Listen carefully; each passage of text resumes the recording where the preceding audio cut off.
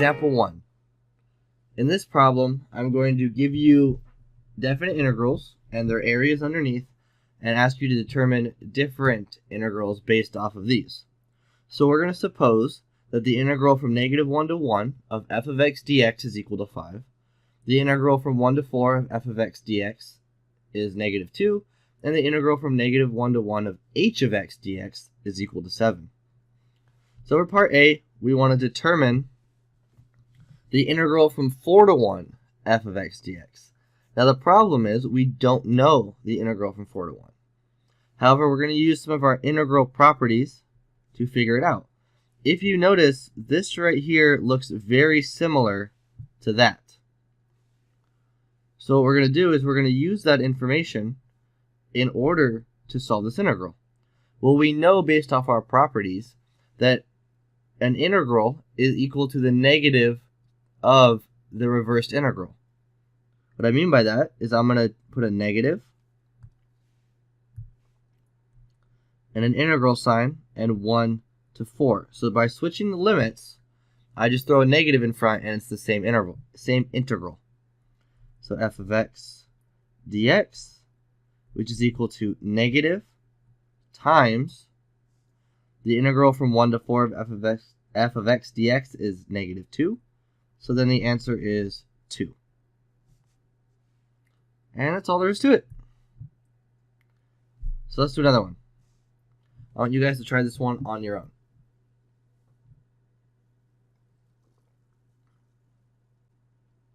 Okay, let's try it together. So this one's a little bit different because we have to use a different property.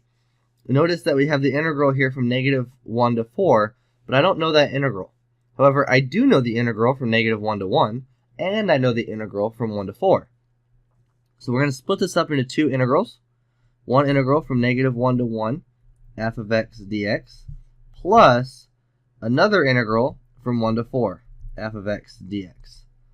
This is helpful because I know this first integral and I know the second integral. The key component is that these values are exactly the same. So, the integral from -1 to 1 of f of x dx is equal to 5. And the integral from 1 to 4 of f of x dx is equal to -2. And 5 plus -2 is 3. Alright, on to the next example. Part C. The integral from -1 to 1 of 2 times f of x plus 3 times h of x dx. If you think you can do this on your own, pause the video and try it out. If not, here we go. So, we need to use a couple properties. The first one is that the integral of a sum is the sum of an integral. So I'm going to split this integral up into two functions.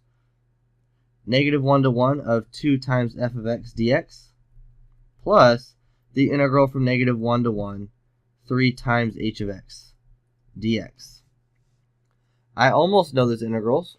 The next thing I'm going to do is use the constant rule that says the integral of a constant times a function is equal to the constant times the integral.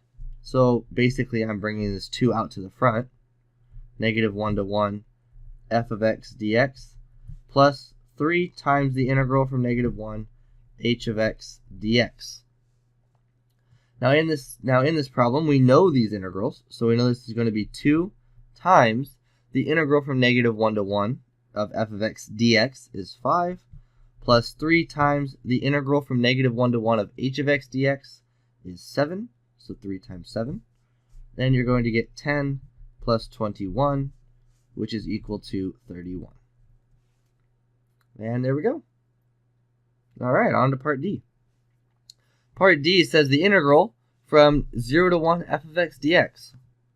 Well, we know the integral from -1 to 1, and we know the integral from 1 to 4, but we don't know the integral from 0 to 1, and to answer this question, the answer is no, you cannot divide it in half. Some people think that because it's half the integral, you can divide it into 2.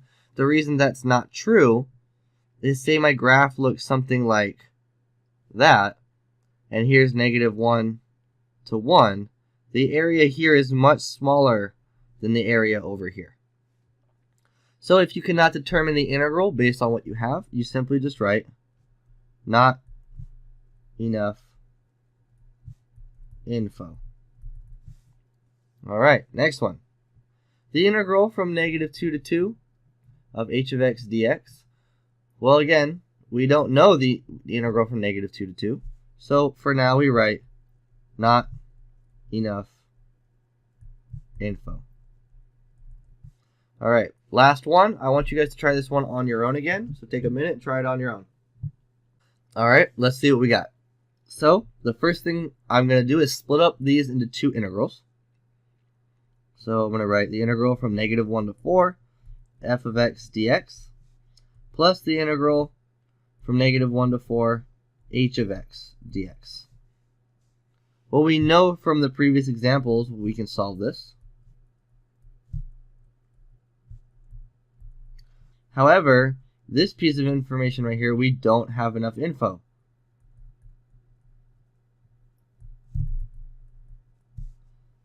So the answer for this one is not enough info to solve. And that's it. So if you're given definite integrals in the beginning of a problem and you're just asked to evaluate integrals, this is how you do it.